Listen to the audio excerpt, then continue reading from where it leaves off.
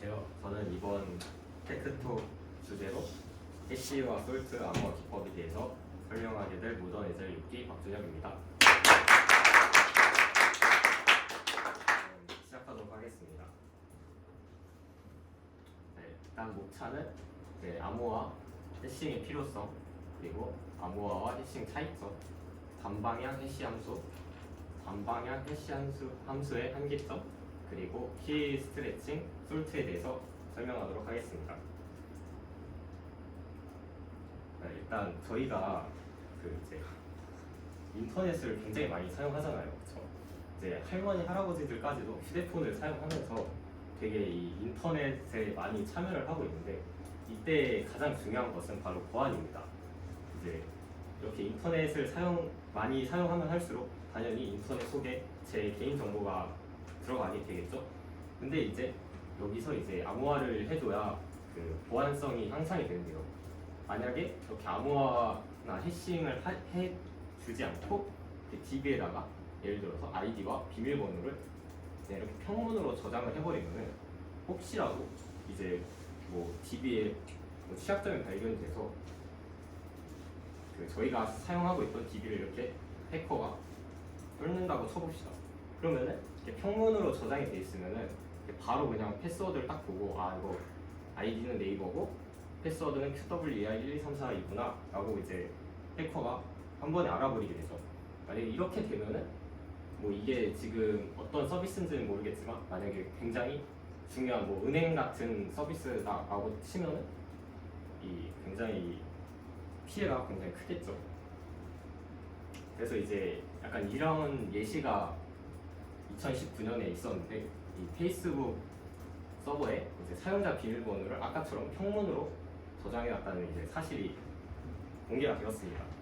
그래서 이제 저희가 이렇게 인터넷을 사용하다가 만약에 이 비밀번호를 지금까지 평문으로 저장을 해놔서 굉장히 크게 위험했다라는 이런 사실을 알게 되면은 사용자 입장에서는 이제 이런 서비스를 다시 이용하고 싶지 않겠죠.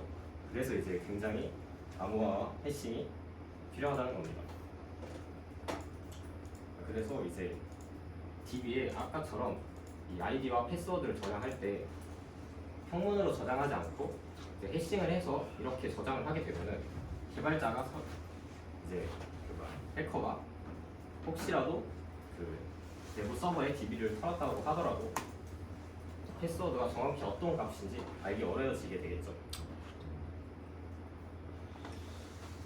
그 다음으로는 이제 암호화와 해싱의 차이점에 대해서 설명을 해드릴 텐데 가장 큰 차이점은 방향성입니다. 이제 암호화 같은 경우에는 이제 양방향을 지원을 하는데요. 이렇게 문자열을 암호화를 할 수도 있고 이걸 다시 키를 이용해서 이제 복화를 할 수도 있는 겁니다. 이게 바로 암호화이고요. 해싱 같은 경우에는 단방향입니다. 이 QWER1134라는 문자열을 암호화는 할 수 있는데 이거를 다시 복화하는 것은 불가능합니다. 그래서 이제 이 값만 가지고는 원래 어떤 값이었는지 알 수가 없습니다. 그리고 이제 단방향 해시 함수에 대해서 설명을 해드릴 텐데 단방향 해시 함수는 어떤 수학적 연산 또는 알고리즘에 의해 원본 데이터를 매핑시켜 완전히 다른 암호화된 데이터로 변환시키는 것을 의미합니다. 이제 이 변환 과정을 해시라고 하고 이 해시에 의해 암호화된 데이터를 다이제스트라고 합니다. 그래서 QWER1234라는 문자열을 해시를 시키면 이러한 다이제스트 값을 얻을 수가 있습니다. 자, 만약에 이제 아까처럼 평문으로 저장을 하는 게 아니라 이렇게 해싱을 한 문자열을 이렇게 저장을 해놓게 되면은 해커 입장에서는 이걸 보고 도대체 처음에 패스워드가 무엇인지 알 수가 없죠. 게다가 혹시라도 이 해시 함수로 된 이 다이제스트 값이 약간의 어떤 연관성이 있지 않을까라고 생각을 해서 뭐 때려 맞추거나 이럴 수가 있는데 안타깝게도 이 한 글자만 이렇게 추가를 하게 되더라도 완전히 그냥 처음부터 끝까지 완전히 다른 이런 다이제스트 값을 볼 수가 있습니다. 그래서 사실 뭐 여기서 어떤 규칙을 찾아서 해킹을 한다는 건 거의 사실 불가능에 가깝습니다. 그런데 이제 여기서 이제 이 단방향 해시 함수의 한계점이 있는데요. 바로 동일한 문자열은 동일한 다이제스트 값을 갖는다는 것입니다. 그래서 여기서 보시면은 이 QWER1234라는 문자열을 계속 이제 변환을 시켜도 다 똑같은 값이 나오게 되죠. 결국 이 QWER1234라는 문자열 자체가 이 다이제스트 값을 가지게 되는 것입니다. 그래서 이제 만약에 굉장히 이런 쉬운 문자열을 가진 이 패스워드라면 이미 이 다이제스트 값을 알고 있기 때문에 해커의 입장에서는 그냥 이제 약간 의미가 좀 있는 그런 문자열들을 다 이렇게 다이제스트 값으로 변환을 시켜놓고 그거를 이제 리스트를 만들어가지고 비교를 하게 되면 굉장히 쉽게 털릴 수가 있겠죠. 네, 그래서 이제 이런 거를 이제 레인보우 테이블이라고 하는데 지금 저희도 쉽게 웹사이트에서 이렇게 들어가 볼 수가 있습니다. 그래서 여기 레인보우 테이블에 아까의 그 다이제스트 값을 넣어서 체크 해시스를 누르면은 이렇게 아주 쉽게 리절트 값을 얻을 수가 있습니다. 그래서 여기서 이제 나온 게 키 스트레칭이라는 방법인데요. 정말 간단하게 이 다이제스트를 한 번 더 해싱하고 한 번 더 해싱하고 해서 여러 번 해싱해서 원래 값을 알기 어렵게 하는 것입니다. 그래서 이 QWER1234를 아까처럼 이렇게 해싱을 하고 이 다이제스트 값을 다시 한번 해싱을 시키면은 이런 아까와는 다른 문자열이 나오게 되죠. 그래서 아까의 그 레인보우 테이블에 넣어서 보면은 지금 not found라고 이 원래의 값이 무엇인지 찾을 수가 없습니다.